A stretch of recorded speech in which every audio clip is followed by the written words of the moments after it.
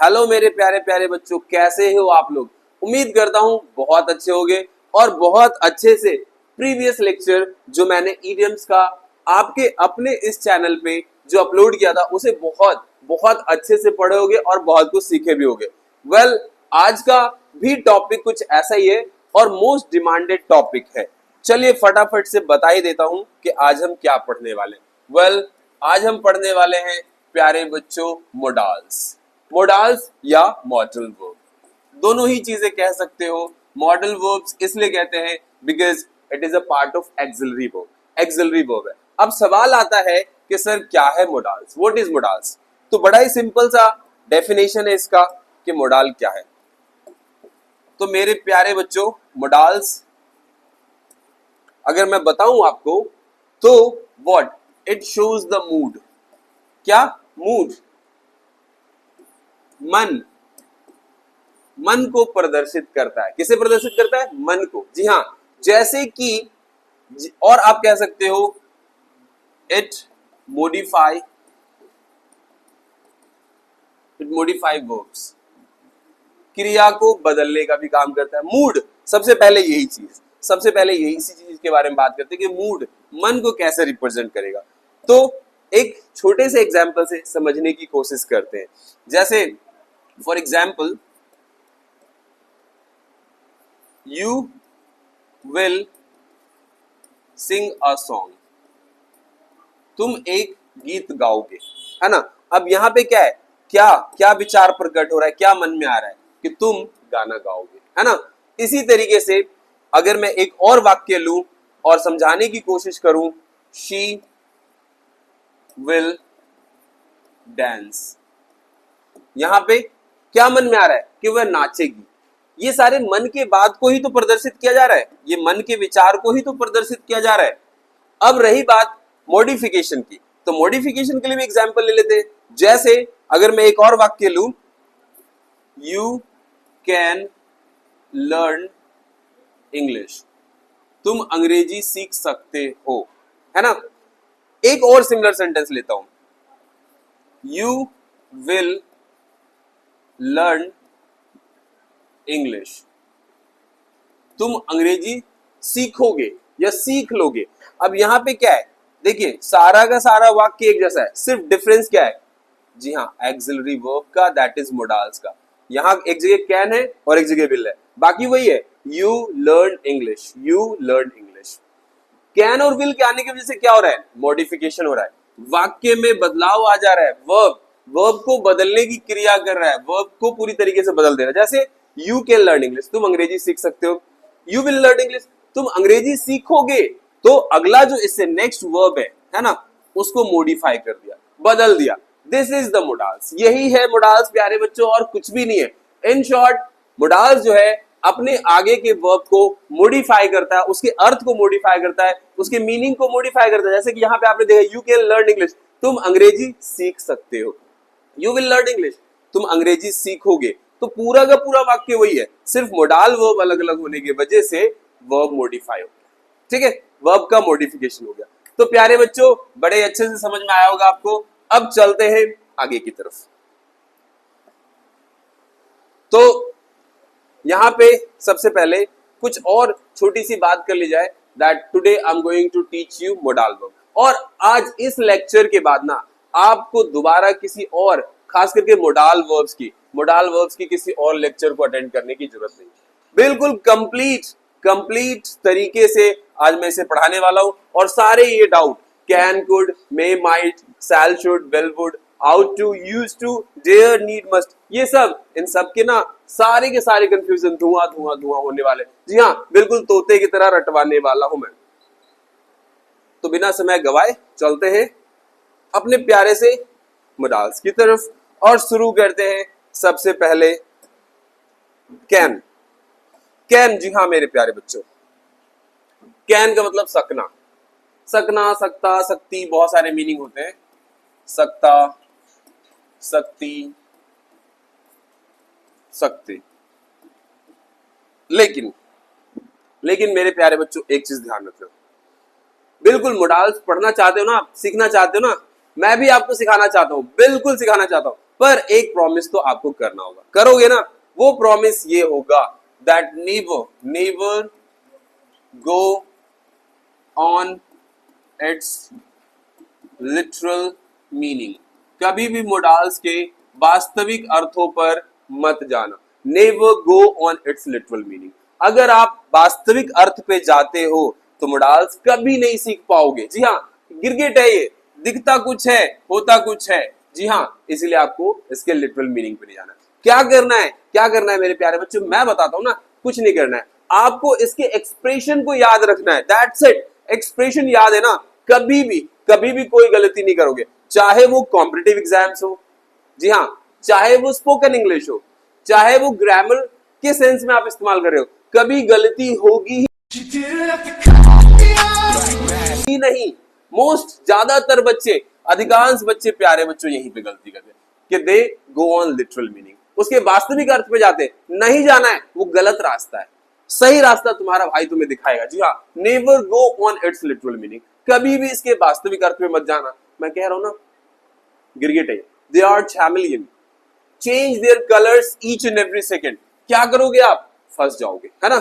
So never go on its literal meaning. क्या करना है आपको? You have to go just on their expression. So can का मतलब जो भी हो, सकता, सकना, सकती। सबसे पहले हम देखेंगे what is the first expression. It shows ability, क्षमता, किसी काम को करने की क्षमता। जी हाँ, आई कैन स्पीक हिंदी, मैं हिंदी बोल सकता हूं, क्षमता है, एबिलिटी है। आई कैन स्पीक फ्रेंच, क्षमता है ना? तो कैन का इस्तेमाल कहां होता है प्यारे बच्चों? जब क्षमता की बात आ जाए, जब एबिलिटी की बात आ जाए, जब योग्यता की बात आ जाए। जी हाँ, the next one is possibility, संभावना। इट कैन रेन टुडे, आज बारिश हो सकती है, संभावना है। क्या है ये? संभावना है मेरे प्यारे बच्चों। तो आपको ध्यान रखना है कि कैन का प्रयोग पॉसिबिलिटी के लिए होगा, संभावना को दर्शाने के लिए होता है। जैसे ही कैन कम टुडे, वो आज आ सकता है, अगेन पॉसिबिलिटी है। तो थर्ड वन इज परमिशन, अनुमति के लिए, इजाजत के लिए। किसके लिए? परमिशन के लिए, इजाजत के लिए। तो चलिए, let's have some example on it. You can go now, तुम अब जा सकते हो, जल्दी जाओ, तुम अब जा सकते हो। क्या क्या है? परमिशन दिया जा रहा है। यू कैन लीव नाउ, है ना? You can come in, permission दिया जा रहा है।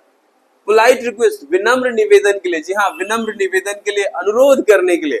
जैसे can you please pass the salt, क्या तुम नमक को थोड़ा सा आगे बढ़ाओगे? जी हाँ, क्या तुम नमक को पास कर सकते हो? इसी तरीके से can you please give me a glass of water, और can you please fetch a glass of water for me, क्या तुम मेरे लिए एक गिलास पानी ला सकते हो?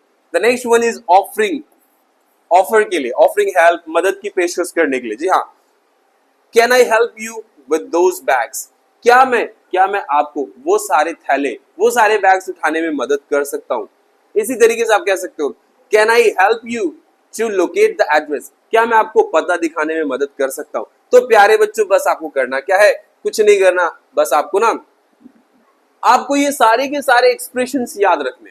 एक्सप्रेशंस याद है ना, तो मोडाल्स बिल्कुल ऐसे चुटकियों में ऐसे मुट्ठी में बंद कर लोगे मोडाल्स को, मोडाल्स बिल्कुल हलवा बन जाएगा आपके लिए। हमेशा हमेशा अगर डर खत्म, तो कभी भी इसके लिटरल सेंस पे नहीं जाना है। The next expression is general possibility, सामान्य संभावना, किसी काम के होने की सिंपल सी क्या संभावना है। For an example, English exercising on your own can be boring. So what is the example over here? Exercising on your own can be boring. खुद से अकेले व्यायाम करना ना बोरिंग हो सकता है, उबाऊ हो सकता है अकेले व्यायाम करना। बात ठीक है, लेकिन मैं तो अकेले ही पसंद करता हूं, है ना? खैर, यहां पे क्या है? जनरल पॉसिबिलिटी है। जैसे some medicine can be dangerous, कुछ दवाइयां खतरनाक हो सकती है। तो जनरल, सामान्य सी संभावना है, सामान्य संभावना, गहरी संभावना नहीं है। गिविंग डायरेक्शन, निर्देश, डायरेक्शंस देने के लिए, giving directions. So you can turn left at the next street, अगली गली में तुम लेफ्ट ले सकते हो, आप अगली गली में बाएं मुड़ सकते हैं। तो what are you saying? You are giving direction. You can go right from the you can go right from the next crossing, अगले चौराहे से तुम राइट ले सकते हो या राइट की तरफ जा सकते हो।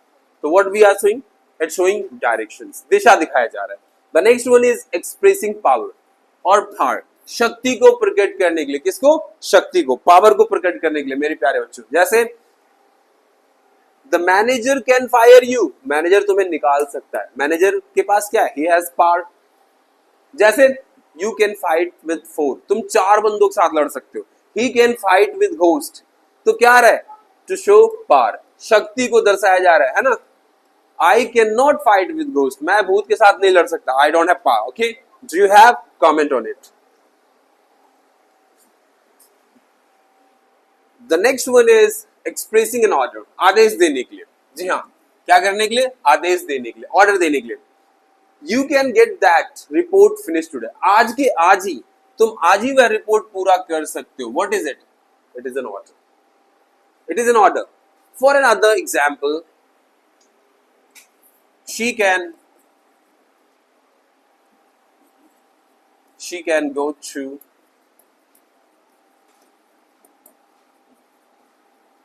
मुंबई टुडे, वह आज मुंबई जा सकती है, तो क्या है, it's an order. The next one is प्यारे बच्चों, कैन का पास्ट है कुड, क्या अब हम पढ़ेंगे, कुड। कुड, कुड के तो बहुत सारे मीनिंग है, सका, सकते थे, सकते हैं, सकेंगे, सकता है, सकती है, व्हाट द हेल। प्यारे बच्चों, जी हाँ, गोल्डन रूल्स, क्या, गोल्डन रूल याद रखना, मैंने आपको पहले ही कहा है, never go on its literal meaning, इसके वास्तविक अर्थ में मत जाना, गिरगिट है ये, क्या है, they are just like chameleon. What you have to do all is that, आपको कुल मिला के करना क्या है, जी हाँ, कुल मिला के करना है ये है मेरे प्यारे बच्चों कि आपको ना इसके एक्सप्रेशन पे जाना है, किस पे जाना है, एक्सप्रेशन पे जाना है। फिर क्या, फिर तो बस जलवा ही जलवा है। जी हाँ, आप मोडाल्स के किंग बन जाओगे, अगर लड़की हो तो प्रिंसेस बन जाओगे, सिंपल एज इट इज मेरे प्यारे बच्चों। और इस मोडाल्स को ना ऐसे ऐसे मुट्ठी में कर लोगे आप, और उसके बाद आप चाहे कॉम्पिटिटिव एग्जाम्स हो, स्पोकन इंग्लिश हो, ग्रामर सेक्शन हो, जलवा ही जलवा होगा। जी हाँ, चारों तरफ यहाँ भी होगा, वहाँ भी होगा, सिर्फ आपका ही जलवा होगा। तो प्यारे बच्चों, जलवा भी देखना बाकी है। कुड का इस्तेमाल होता है पास्ट एबिलिटी के लिए, भूतकाल की क्षमता को दर्शाने के लिए, ऐसा कोई काम जो पास्ट में आप करने के लायक थे उसको दर्शाने के लिए। जैसे कि I could run fast when I was young, जब मैं जवान था तो मैं बहुत तेज दौड़ सकता था। जब वह छोटी थी बहुत सारी चॉकलेट खाया करती थी। क्या ये, this is showing past ability, किसी की एबिलिटी को देखना, लेकिन प्रेजेंट में नहीं, not in future, in past, भूतकाल की क्षमता, समझ रहे हो। हाँ, इस तरीके से I could run fast when I was young, she could eat many chocolates when she was young or when she was child, है ना, बहुत सारे चॉकलेट खा सकते, जी हाँ, बहुत सारे बच्चे खाते हैं chocolate. The next one is polite request, विनम्र निवेदन के लिए हाथ जोड़ करके। अब कहोगे गुरुजी यहाँ पर तो सकता था और यहाँ पे मीनिंग क्या हो जाएगा, जरा देखना, आप खुद कहोगे कि आपने सही कहा, आपने गोल्डन रूल जो दिया ना बिल्कुल सही दिया कि never go on its literal meaning. कैसे, अभी दिखाता हूं। विनम्र निवेदन के लिए, could you please help me, कृपया करके क्या आप मेरी मदद करोगे, क्या आ गया, करोगे। अब कहोगे सर इसमें तो गागेगी आ गया और यहाँ पे सकता था, ये क्या मामला है। मामला मेरे प्यारे बच्चों गोल्डन रूल वाला ही है। I told you to never go on its literal meaning, है ना, कभी भी इसके वास्तविक अर्थ पे मत जाना। जी हाँ, always go on what, its expression, on its expression. Could का इस्तेमाल पोलाइट रिक्वेस्ट में होता है, और जब आप पोलाइट रिक्वेस्ट करोगे तो गागेगी ही आएगा, कृपया करके आप मेरी मदद करोगे, कृपया करके आप थोड़ी सी सरक जाओगे, कृपया करके आप मेरे लिए पानी लाओगे, कृपया करके लाइन थोड़ी देर के लिए होल्ड करोगे, है ना। Could you please hold the line for a moment, could you please hold the line for a moment, एक क्षण के लिए क्या आप लाइन पे प्रतीक्षा करोगे? जी हाँ, तो पोलाइट रिक्वेस्ट।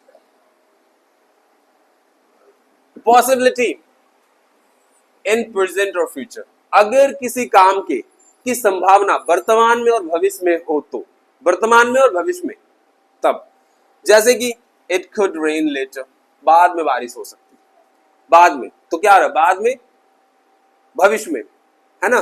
और अगर अभी भी कोई पॉसिबिलिटी है, जैसे जैसे मैं कह सकता हूं अभी अभी वह बच सकता है, ठीक है, तो संभावना है, तो आप क्या कहोगे? he could be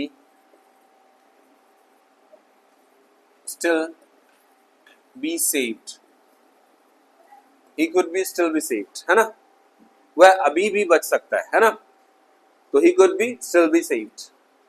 प्यारे बच्चों, the next one is suggestion, सुझाव के लिए, सुझाव के लिए, किसके लिए? सुझाव के लिए। We could go for a walk, क्या हम एक बार टहलने के लिए चल सकते हैं, या क्या हम कहीं टहलने के लिए चले हैं, या हम टहलने जा सकते हैं। अब यहाँ पे क्या आ गया, बिल्कुल मीनिंग चेंज हो गया ना। So I told you to remember golden rules, never go on its literal meaning, नहीं जाना है आपको, उस ओर नहीं जाना है प्यारे बच्चों।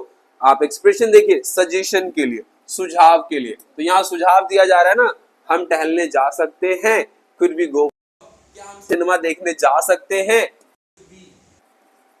could we go for cinema, सुझाव के लिए, किसके लिए? सुझाव के लिए। अब प्यारा सा मुडास हमारा और बहुत इट्स मे, है ना। तो चलो, मे का मतलब सकना, सकती, सकते, सकते, बहुत सारे मीनिंग है। Remember the golden rules, golden rules ध्यान रखना। परमिशन, अनुमति के लिए, किसके लिए? अनुमति के लिए। This is a classic use of may, सबसे पुराना यूज है, and is considered more formal and polite than can, और ये फॉर्मल समझा जा सकता है। जैसे आज तक आपने कहा है सर कैन आई कम इन, पहले बात तो ये जो बच्चे करते हैं ना, सर कैन आई कम इन, पता नहीं कौन, I literally you know not, sir can I come in, ma'am can I come in, नहीं, इससे क्या मतलब बनता है, बच्चों को सिखा दिया गया। सिंपली कहो ना, ma'am may I come in, sir may I come in, नहीं, वो बस ऐसा लगता है उंगली से छेद कर देगा आंखों में, something like that, that's you know very awkward, बहुत भद्दा लगता है। खैर खैर मेरे प्यारे बच्चों, तो ये सबसे पुराना इस्तेमाल है मे का। और मे फॉर्मल क्यों माना जाता है और कैन फॉर्मल क्यों नहीं माना जाता है? तो मे और कैन कुछ आप ऐसा समझो, आप ऐसा समझो जैसे मे आपके सेंस में इस्तेमाल होगा और कैन तुम के सेंस में।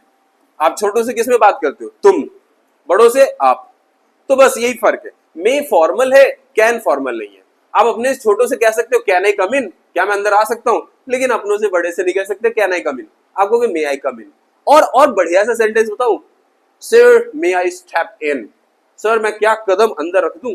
हाँ हाँ बेटा रख दो, क्यों कदम ही अंदर नहीं रखोगे तो आओगे कैसे? तो भाई ऊपर का हिस्सा पार्ट तो चल के आएगा नहीं, है ना। तो sir can I step in, sir can I step out, क्या मैं कदम बाहर रख दूं, सर क्या मैं कदम अंदर रख दूं? सर भी कहेंगे अच्छा अच्छा, बच्चा लगता है कहीं अंग्रेजी सीख रहा है, आलम सर का जादू है। चलो आगे समझ गए ना, कैन क्यों फॉर्मल है, सॉरी कैन क्यों इनफॉर्मल है और मे क्यों फॉर्मल है। चलो अच्छी बात है। सो परमिशन लेने के लिए मे आई कम इन, वही घूम फिर करके बात आ गई, मे आई कम इन, है ना। अब आप सर से क्यों नहीं कह सकते, या अपने बॉस से क्यों नहीं कह सकते, या अपने डैड से क्यों नहीं कह सकते कि कैन आई कम इन? और पता क्या लगेगा, जैसे तुमने कैन इस्तेमाल किया ना, तो क्या सेंस बनेगा, क्या सेंस बनेगा? मैं अंदर आ जाऊं, ये तो सेंस बन रहा है। क्या मैं अंदर आ सकता हूं, ये तो फॉर्मल वे में। लेकिन अगर जैसे आपने कैन लगाया तो ऐसा लगेगा मैं अंदर आ जाऊं, समथिंग लाइक दैट, एरोगेंट, मैं अंदर आ जाऊं, है ना। अपने छोटों से ऐसे तो बात करते हो, लहजा देखो, सर मैं क्या अंदर आ जाऊं, ये एक लहजा, छोटो मैं अंदर आ जाऊं, तो सेंस। इसीलिए हम मे को फॉर्मल कैटेगरी में रखते हैं, है ना। पॉसिबिलिटी, संभावना के लिए तो मे का बहुत प्यारा इस्तेमाल है, जी हाँ बहुत ही प्यारा सा इस्तेमाल है। तो चलो ये इस्तेमाल देख लेते हैं और समझ लेते हैं। इट मे रेन लेटर, बाद में बारिश हो सकती है, संभावना है, बाद में बारिश हो सकती है। शी मे कम, वह आ सकती है, संभावना है। यू कैन पास, तुम पास हो सकते हो, सॉरी यू मे पास, तुम पास हो सकते हो, संभावना है। एक्सप्रेसिंग अ विश, होप, इच्छा, आशा, सबसे प्यारा इस्तेमाल है ये मे का। जी हाँ, अपने मन की इच्छा को प्रकट करना, अपने मन की बात को कहना। जी हाँ, अपने मन की बात को कहना, जैसे may you have a long and happy life, भगवान तुम्हें लंबी और अच्छी और खूब लंबी आयु दे और सुख से भरा हो, है ना, आपका जीवन लंबा और सुखी हो। और may God bless you, may God bless you, may God bless you, भगवान तुम्हें आशीर्वाद दे। और you may live long, you may live long, भगवान तुम्हें लंबी आयु दे। May his soul rest in peace, may his soul rest in peace, भगवान उसकी आत्मा को शांति दे। तो ये सारे के सारे विश है, इच्छा है, आशा है, उम्मीद को प्रकट किया जा रहा है मेरे प्यारे बच्चों। The next one is giving permission, अनुमति देने के लिए। किसके लिए? अनुमति देने के लिए। You may begin the test now, अब तुम टेस्ट शुरू कर सकते हो, है ना।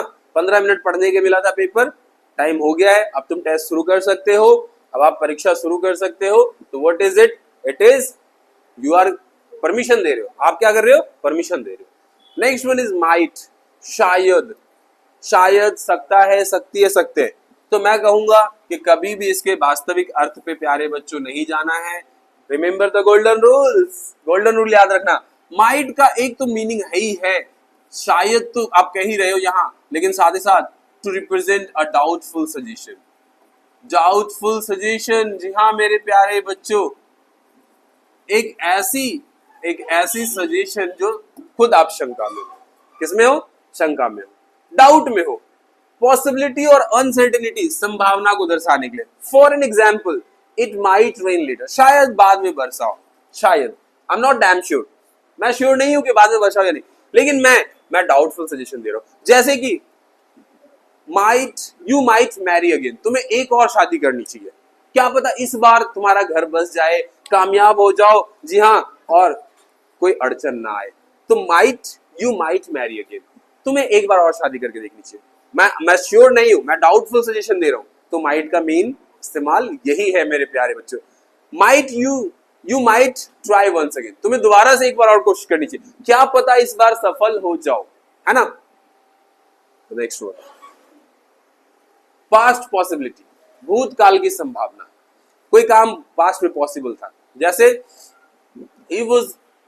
he was late, he might have missed the bus, वह देर से आया, शायद उसकी बस छूट गई, शायद उसकी।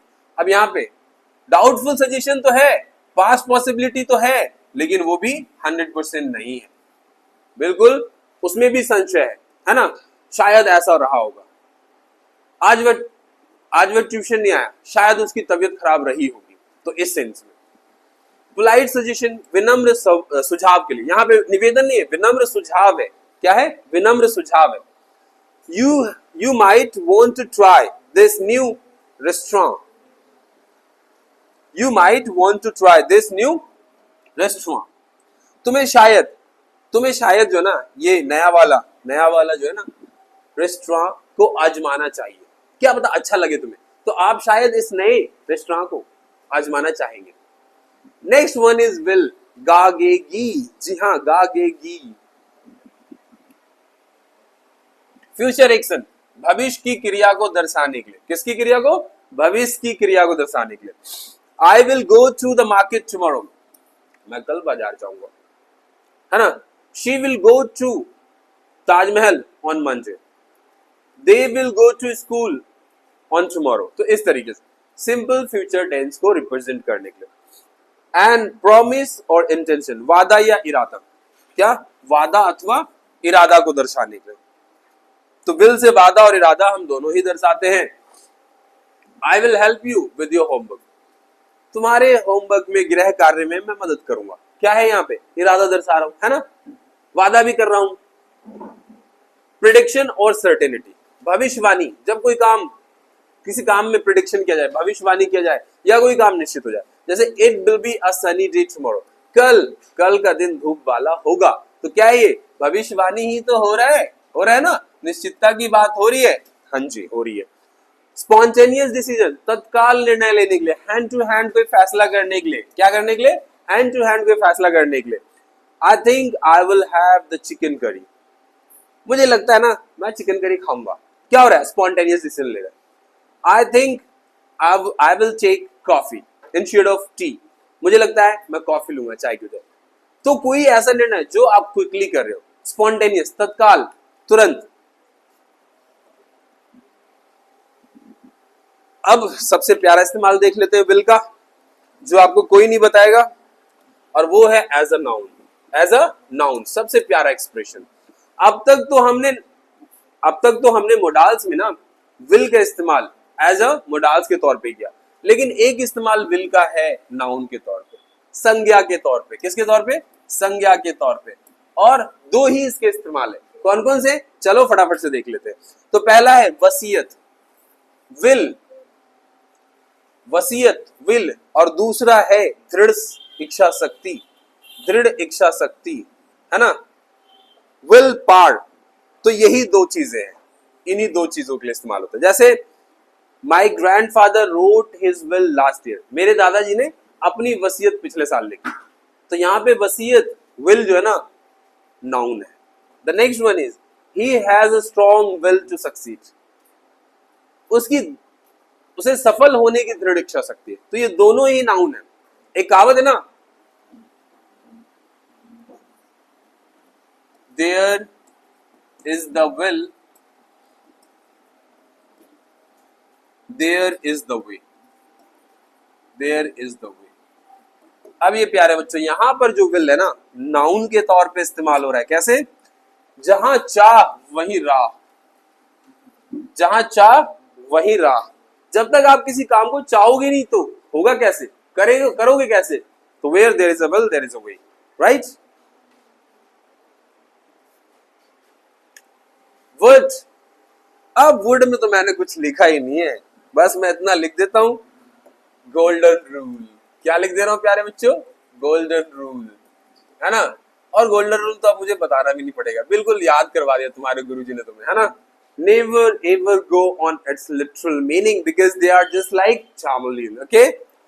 गिरगिट की तरह अपना रंग बदलते रहते हैं और आप जैसे भोले भाले प्यारे प्यारे बच्चों को डराते रहते हैं। लेकिन आज मैं इसका काम तमाम करके जाऊंगा। बस आपको करना कुछ नहीं है, बने रहना इस लेक्चर के एंड तक। प्यारे बच्चों, आज का लेक्चर थोड़ा सा लंबा होगा, लेकिन हार मत मानना, बिल्कुल भी मत मानना और परेशान मत होना। थोड़ा सा लंबा होगा, लेकिन आई प्रॉमिस कि इस लेक्चर के बाद ना ये चीज आपको कभी भी प्रॉब्लम दे ही नहीं सकता है। जी हाँ, बिल्कुल नहीं देगा। Next one is word. So conditional sentences के लिए, किसके लिए, शर्त वाले वाक्य के लिए। पहले ही बता दिया मैंने, जहां पे शर्त आ जाए, है ना। For example, if I were rich, यदि मैं अमीर होता, धनी होता, I would travel the world, तो मैं क्या करता, तो मैं दुनिया की यात्रा करता। कंडीशन हो रहा है, यदि मैं अमीर होता तो ये करता, यदि मैं ऐसा होता तो वैसा करता। कंडीशन, एक कंडीशन रखने पे दूसरा कंडीशन, है ना। तो याद रखना, कंडीशन वाले सेंटेंस में वुड आता है। If I were a king, यदि मैं राजा होता, I would have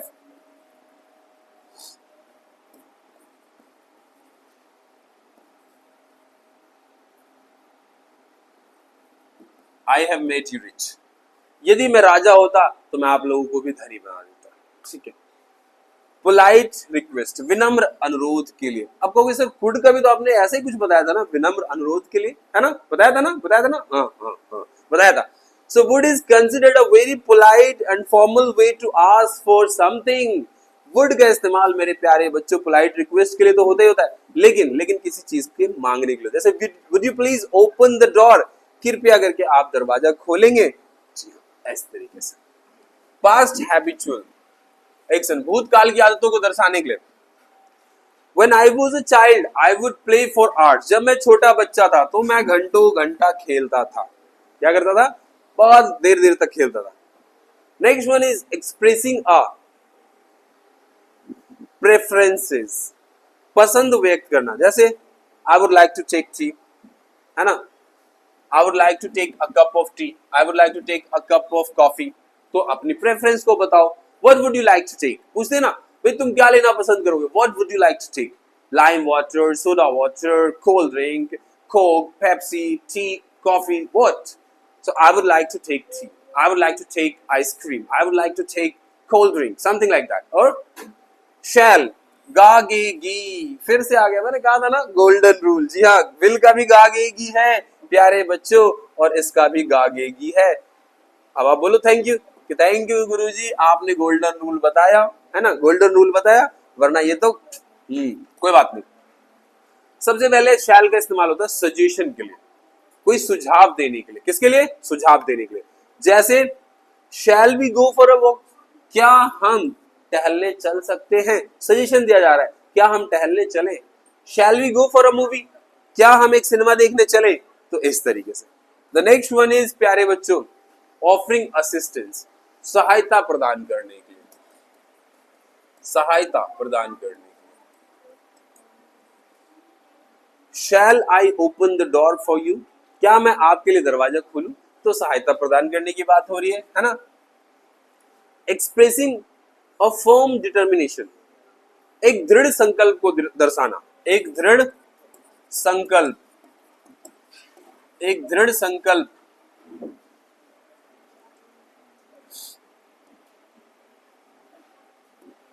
what is that?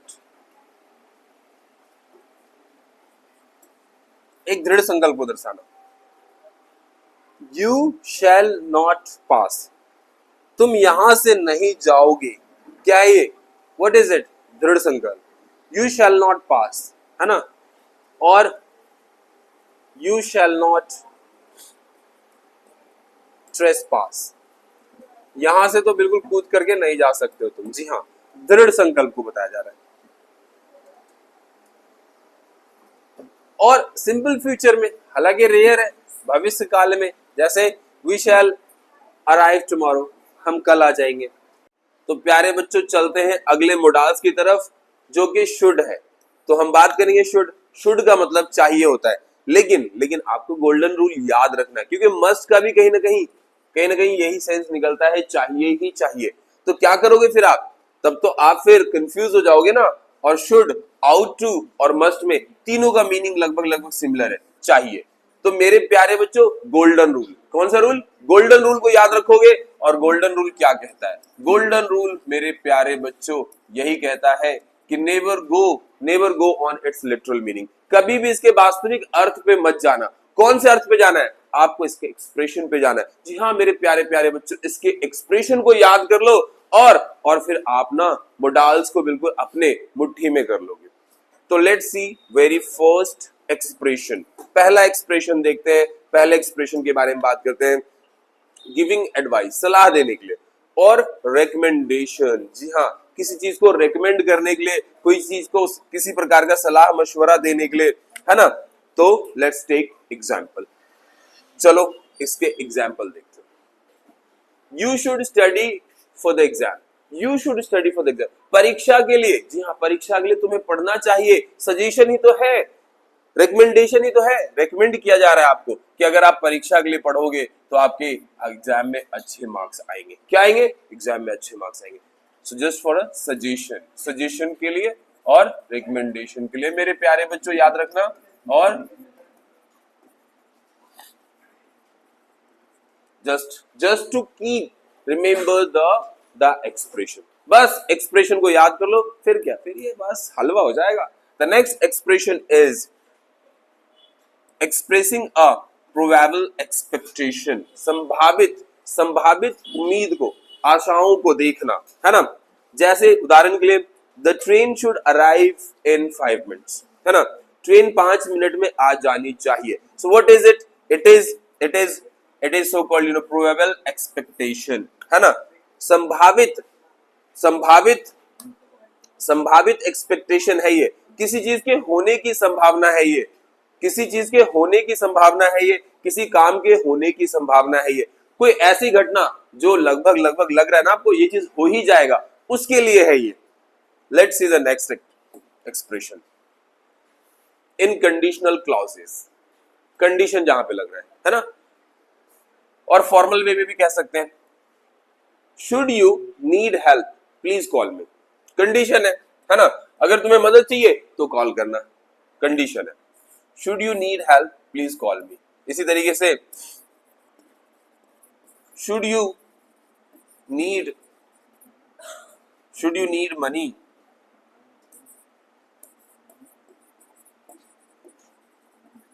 Call मी, अगर तुम्हें पैसा चाहिए तो मुझे कॉल करना, कंडीशन रख दिया गया। एक्सप्रेसिंग ऑब्लिगेशन, बाध्यता के लिए, जी हाँ बाध्यता, जब आप किसी काम को करने के लिए मजबूर हो जाओ, बाध्य हो जाओ, ऐसी बाध्यता को प्रकट करने के लिए हम किसका इस्तेमाल करेंगे, शुड का। You should respect your elders, तुम्हें अपने से बड़ों का आदर करना चाहिए, जी हाँ अपने से बड़ों का, मैं तो कहूंगा प्यारे बच्चे अपने से छोटों का भी आदर कर लो, जी हाँ अगर आप उनका भी आदर सम्मान करोगे ना तो कहीं ना कहीं वो आपका भी सम्मान करेंगे। तो किस चीज के लिए, टू एक्सप्रेस ऑब्लिगेशन, बाध्यता, अगर किसी कोई काम कर रहे हो और आप ऑब्लाइज्ड हो तो आप इसके लिए शुड इस्तेमाल करोगे। जैसे नो ना सिर्फ ये you should respect your Elder, अब ये कह सकते हैं you should respect your teachers, you should respect your teachers. चलिए आउट टू, जैसा कि मैंने पहले कहा था शुड का मतलब भी चाहिए है, आउट टू का भी मतलब आप देख रहे हो चाहिए है। अब क्या करोगे, मैंने पहले कह दिया कि आपको सिर्फ गोल्डन रूल याद रखना है, जस्ट ना कि इसके मीनिंग को, इसके अर्थ पे जाओगे ना तो गलती होगी। और ज्यादातर कॉम्पिटिटिव एग्जाम में, जी हाँ ज्यादातर कॉम्पिटिटिव एग्जाम में मेरे प्यारे बच्चों इसी वजह से बच्चे गलती करके आते हैं, चाहे वो एसएससी का एग्जाम हो, चाहे वो रेलवे का एग्जाम हो, चाहे वो किसी भी चीज का, किसी भी स्टेट का या किसी भी बैंक का पेपर हो, इसीलिए वो गलती करके आते हैं क्योंकि लिटरल मीनिंग पे वो चाहते हैं, इसके वास्तविक अर्थ पे जाते नहीं जाना है, वास्तविक अर्थ पे बिल्कुल गलती करोगे ही करोगे आप। So ought to expressing obligation और ड्यूटी, बाध्यता को प्रकट करने के लिए, कर्तव्य को प्रकट करने के लिए, जैसे we ought to help those in need, हमें उनकी सहायता करनी ही चाहिए जो जरूरतमंद है ना, तो ये आपका कर्तव्य है। जैसे हम ये भी कह सकते हैं we ought to respect our national anthem, जी हाँ हमें अपने राष्ट्रगान का सम्मान करना चाहिए। और आप ये भी कह सकते हो we ought to respect our national anthem, national flag, इस तरीके से ये सारी चीजें। तो कर्तव्य है ये आपकी, क्या है, दिस इज योर ड्यूटी, है ना, ऑब्लाइज्ड हो। ऑब्लिगेशन तो वैसे शुड में भी आ रहा था लेकिन that was not a part of duty, so here we see what as a ought to is a duty also. So next expression probability और एक्सपेक्टेशन, किसी चीज की संभावना होना, किसी चीज की प्रोबेबिलिटी होना, एक्सपेक्टेशन होना, आशा होना, उम्मीद होना। So he has been studying all day, so he ought to pass the exam, देखो उसने पूरे दिन पढ़ाई की है इसीलिए उसे परीक्षा में पास होना चाहिए। भैया क्या है यहाँ पे, क्या नजर आ रहा है आपको, संभावना, एक्सपेक्टेशन, है ना। जब कोई व्यक्ति कोई काम करता है तो उसका फल उसे मिलेगा ना, तो इस चीज की संभावना को दर्शाने के लिए, जैसे गिविंग एडवाइस और रिकमेंडेशन, सलाह मशवरा देने के लिए भी हम आउट टू का इस्तेमाल करते हैं। You ought to rest after such a long journey, तुम्हें आराम करना चाहिए, इतनी लंबी यात्रा करने के बाद तुम्हें आराम करना चाहिए। तो जस्ट गिविंग सजेशंस के लिए है। And the next one used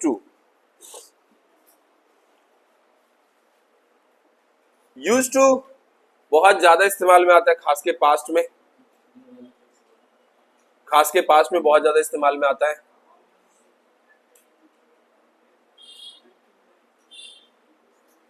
so let's see used to,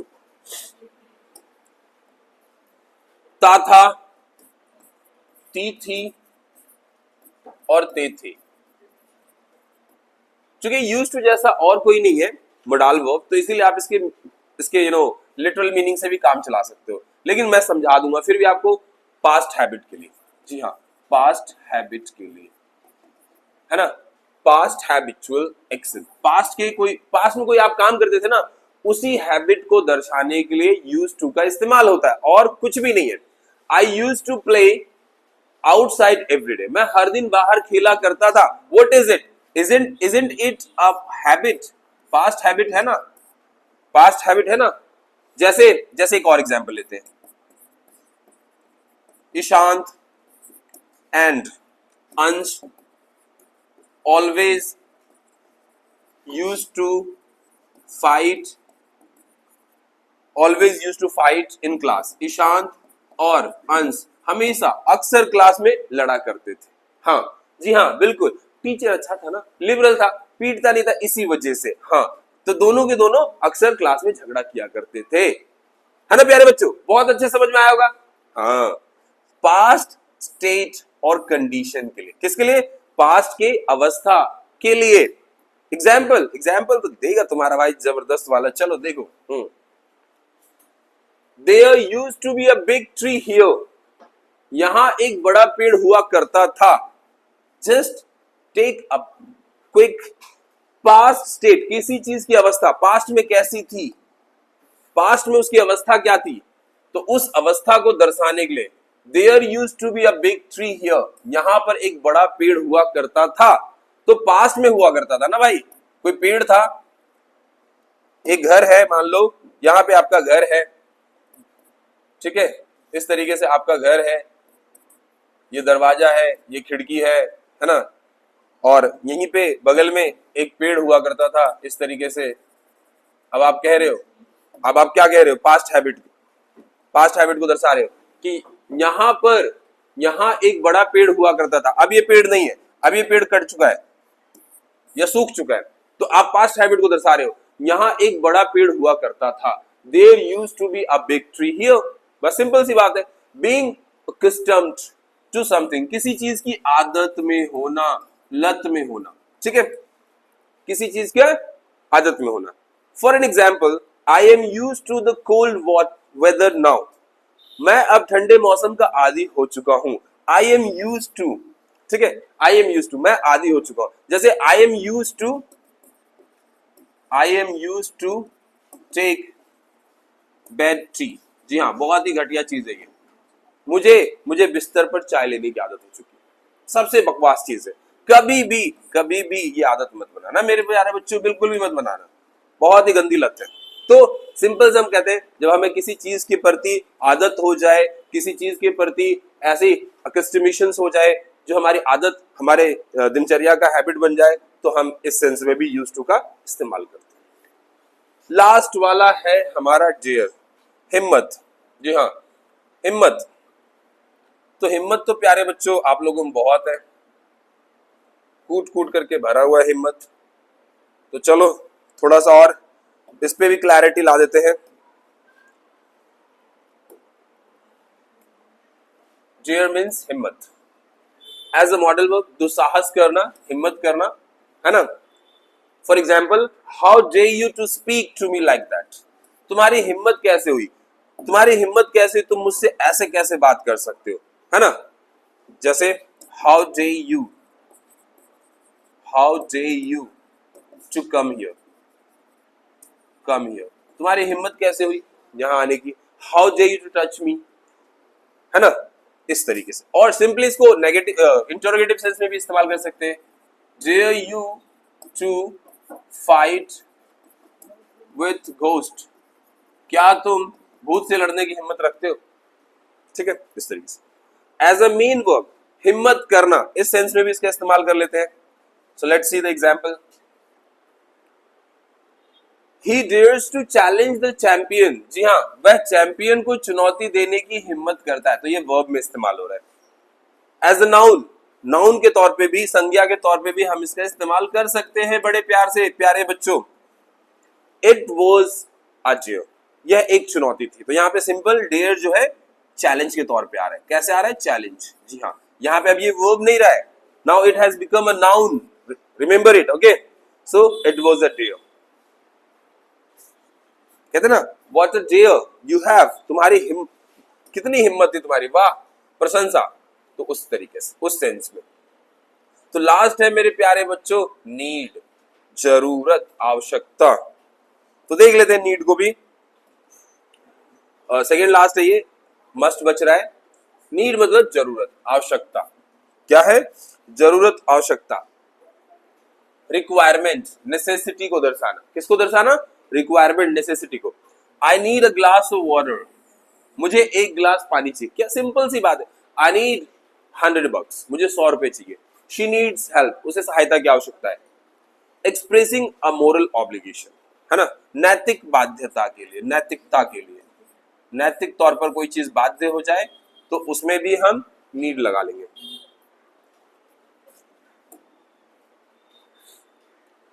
you need to finish your work on time, तुम्हें अपना काम समय पर खत्म करना चाहिए। नैतिक बाध्यता है ना, नैतिक रूप से बाध्य हो तुम, कोई काम को समय पर समाप्त करना अच्छी बात है। एज अ मॉडल वर्ब, है ना। सो नीड आई से मोर, तो मॉडल वर्ब के तौर पे इस्तेमाल आ रहा है। क्या मुझे और कुछ कहने की जरूरत है? नहीं ना, तो सिंपल सी बात है, नीड आई से मोर। तो इस तरीके से आप देखोगे मॉडल वर्ब के तौर पे भी हम नीड का इस्तेमाल कर लेते हैं। मस्ट, चाहिए ही चाहिए। तो आपको ये समझना होगा शुड, आउट टू और मस्ट, तीनों में थोड़ी थोड़ी मीनिंग में सिमिलैरिटी है, थोड़ी थोड़ी मीनिंग्स में, लेकिन गोल्डन रूल याद रखोगे तो ये चिंता भी धुआं धुआं धुआं हो जाएगा।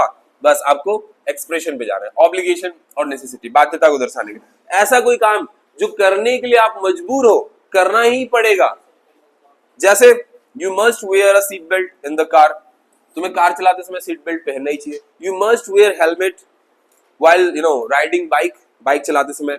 या you must follow traffic rule, traffic rule को फॉलो नहीं करोगे तो चालान होगा, बाध्यता है, मजबूर हो, है ना। या you must not drink and drive, you must not drink and drive, जी हाँ, पी करके तो बिल्कुल मत चलाओ, you must not drink and drive.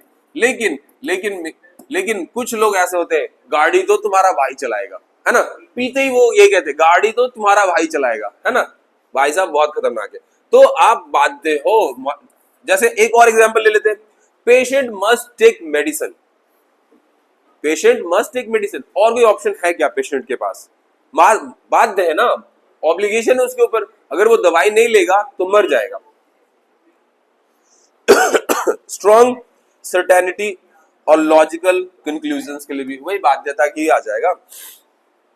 तो इसको और देख लेते हैं हम।